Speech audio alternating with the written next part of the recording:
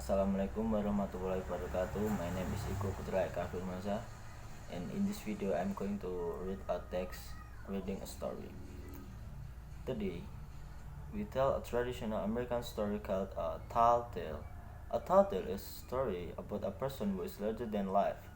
The description in the story are exaggerated much greater than in real life. This makes the story funny. Long ago, the people who settled in unfulfilled areas in America first told tall tales. After a hard day's work, people gathered to tell each other funny stories. Each group of workers had its own tall tales hero. Paul Bunyan was a hero of North America's lumberjacks, the workers who cut down trees. He was known for his strength, speed, and skills. Tradition say he cleared forests from the northern United States to the Pacific Ocean. Some people say Paul Bunyan was the creation of storytellers from the middle western Great Lakes area of United States. Other people say the stories about him came from Canada.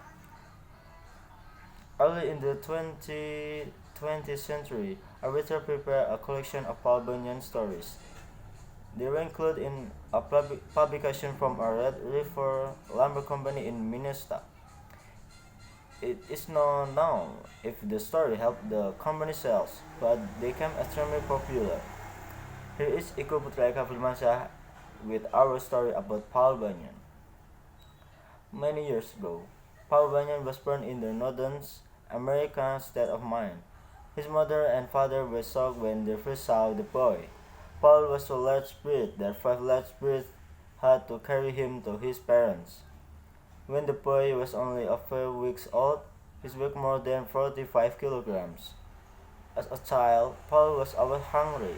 His parents needed 10 cows to supply milk for his meals. Before long, he ate 50 eggs and 10 containers of potatoes every day. Young Paul grew so big that his parents did not know what to do with him. Once, Paul rolled over so much in his sleep that he caused an earthquake. This occurred people in the town where his parents lived. So the government told his mother and father they would have to move him somewhere else.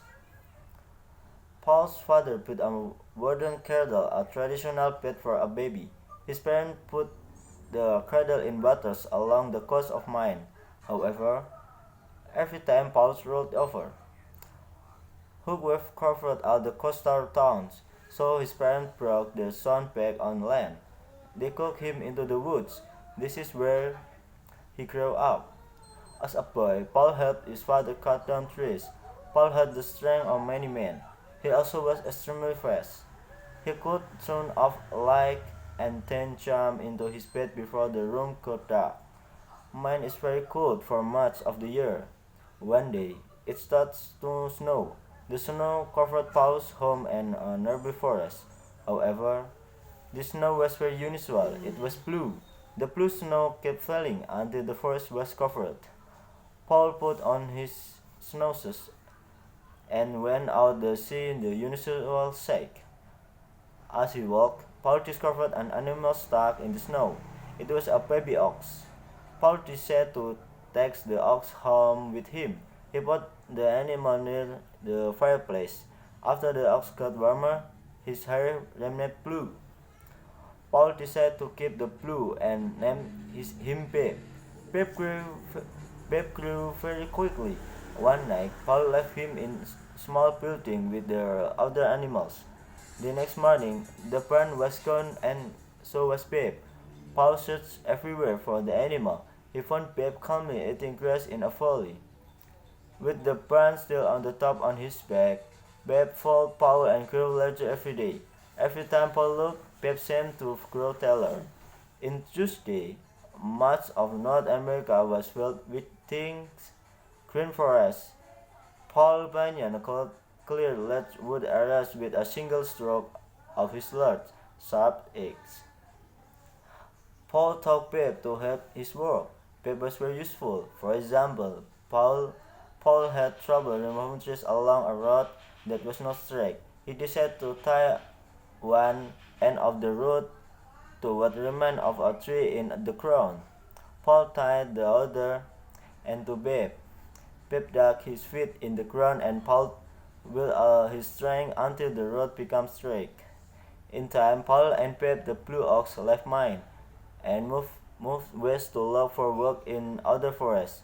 Along the way, Paul dug out the crude lakes to provide drinking water for Babe. They settled in a camp near the Onion River in the state of Minnesota.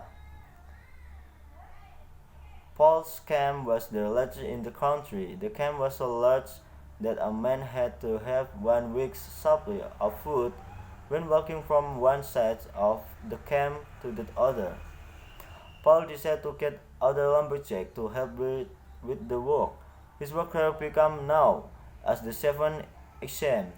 Each man was more than 2 meters tall and weighed more than 160 kilograms. All of the Axemen were named Elmer. That's why they all came running whenever Paul called them. The man who cooked for the group was named Soda Man. He made everything except coffee from soda and substance used in making soda bread. Every Sunday, Paul and his crew ate hotcakes. Each hotcake was so large that it took 5 men to eat one. Paul usually had 10 or more hotcakes, depending on how hungry he was.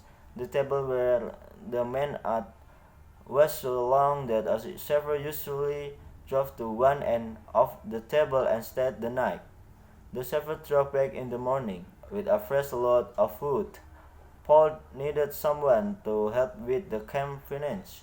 He gave the job to a man named Johnny Inklinger.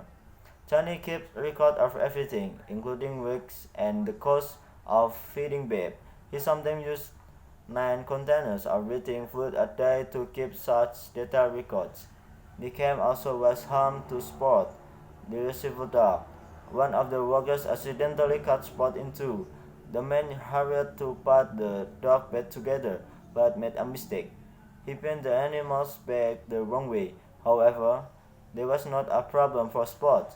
He learned to run on his front leg until he was tired. Then he turned the other way and ran on his back legs.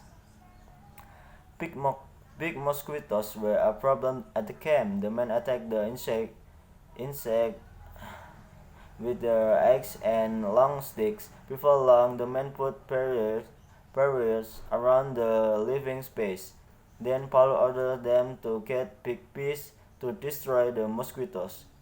But the bees married the mosquitoes and the problem got worse. They began to produce young insects. One day, the insect love of sweet caused them to attack a ship that was bringing sugar to the camp. At last, the mosquitoes and bees were defeated. They had so much sugar they could not move. Paul was gave Babe the blue ox a 35-kilogram piece of sugar when he was good, but sometimes Babe liked to play tricks. At night, Babe would make noises and hit the ground with his feet. The men at the camp would run out of the building where they slept, thinking it was an earthquake. When winter came, Babe had trouble finding true food to eat. Snow covered everything. Only the blacksmith solved the problem. He made huge green sunglasses for Babe. When Babe wore the sunglasses, he thought the snow was grease. Before long, Babe was strong and healthy again. One year, Paul's was especially cold. It was so cold that the men let their facial hair grow very long. When the men spoke, there was frost in the air. Everything they said remained frozen all winter long and did not melt until spring. Paul Bunyan and Babe left their marks on many areas. Some people say they were responsible for creating Puget Sound in the western state of Washington. Others say Paul Bunyan and Babe cleared the trees from the state of North Dakota and South Dakota. They prepared this area for farming. Babe, the blue ox, died in South Dakota. and story says he ate too many hot cakes. Paul buried his old friend there. Today, Today, the burial place is known as the Black Hills. Whatever happened to Paul Bunyan? There are a lot of stories. Some people say he was last seen in Alaska, or even the Arctic Circle. Another tradition say he still returns of Minnesota every summer. It says Paul moved in an Paul moved in and out of the woods, so few people ever know that he is there. You have just heard the story Paul Bunyan. It was adapted for special English by Josh Grow. Your narrator was Chef O'Neill. Join us again next week for another American story in special English on the Voice of America. Thank you.